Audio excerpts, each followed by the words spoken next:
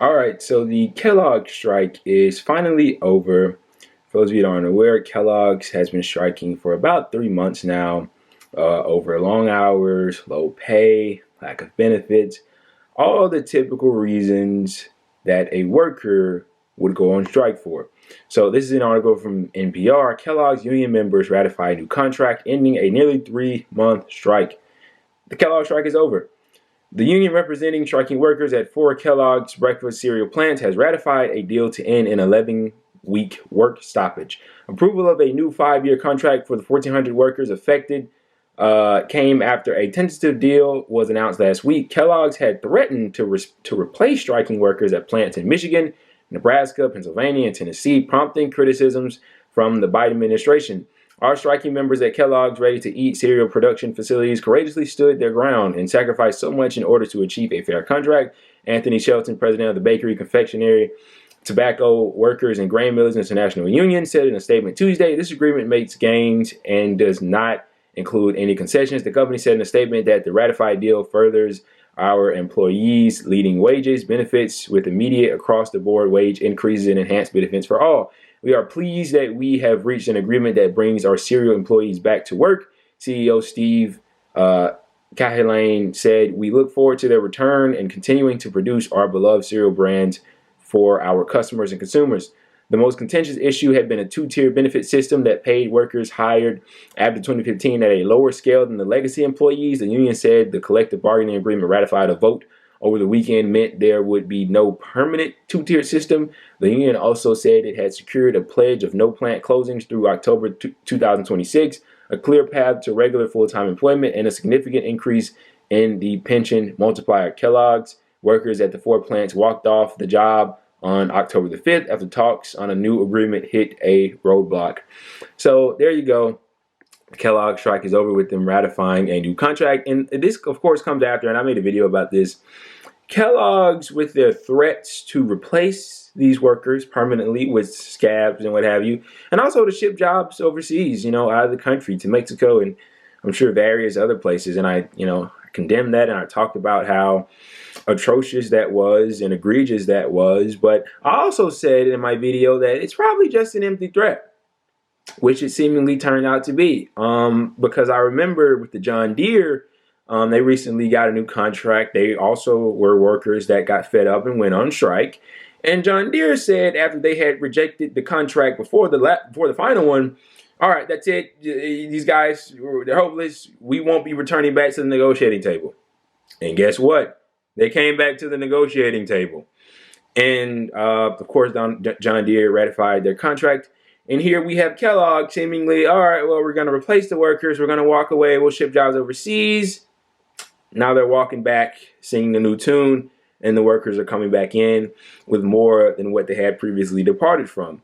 Now, this strike, just like any other strike, was an incredibly amazing display of solidarity among the workers, and just a lot of courage was shown. And Bernie Sanders actually went down to stand on the picket line with these workers and talk with them and give words of encouragement. And I watched some videos on that from, I believe it was More Perfect Union. They do really good stuff on this. And it was very heartwarming. And it just, Bernie, it just shows you, he's one of the few politicians that when he talks, it doesn't feel like he's lying to you, because he's not. And he's been extremely consistent over the course of his entire career as a politician. And it's great to see. And it kind of gave me this feeling of, what if he had won the presidency? What if he was our current president? What it would look like for a sitting president. Now, even being a senator, he doesn't have to do it, but he did it anyway.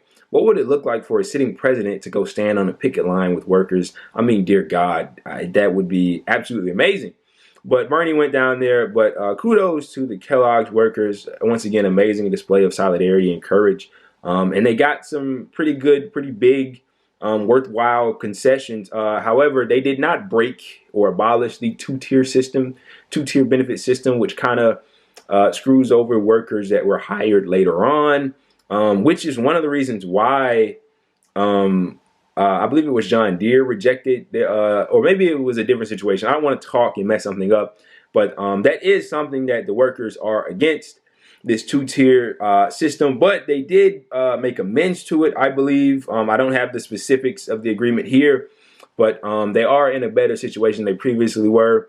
They didn't really address the overtime concerns. You know, a lot of these guys are working, or many of them are working, 80 plus hours a week, 24/7 basically. But I'm sure that's set to improve. How much, I'm not exactly sure.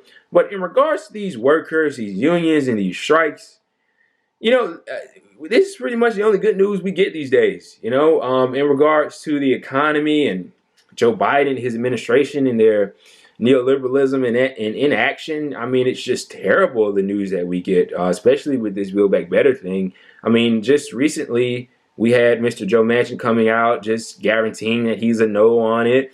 And I mean, even with that, I was already beat down as far as I could possibly get, because the bill started out as something that was $6 trillion. Well, we knew that was going to get whittled down, but the question was how much. And they just gave away the house. I mean, $6 trillion to 3.5 to 2 to 1.8, 1.7. I mean, it's just everything's gone out of the bill. We don't even know if we're going to get a bill at this point. And it's not just on that avenue. It's on every avenue. On, the $15 minimum wage didn't get the public option. I mean, student loan debt, legalizing marijuana. On every avenue, it seems like the left continues to fail. But these unions and these workers are seemingly showing us the way as they garner their own wins and just exemplify this incredible amount of solidarity and courage among each other. And we just had the Starbucks workers in Buffalo that voted to unionize, and that sentiment is going on across the country. People in these places of work, of business, they are trying to unionize, and they're coming together and expanding on their solidarity and striking and exercising their rights as workers to fight for better. And that, to me, is the light at the end of the tunnel. When it seems like nothing goes your way and nothing ever really improves, you get news like this, and it really puts a smile on your face.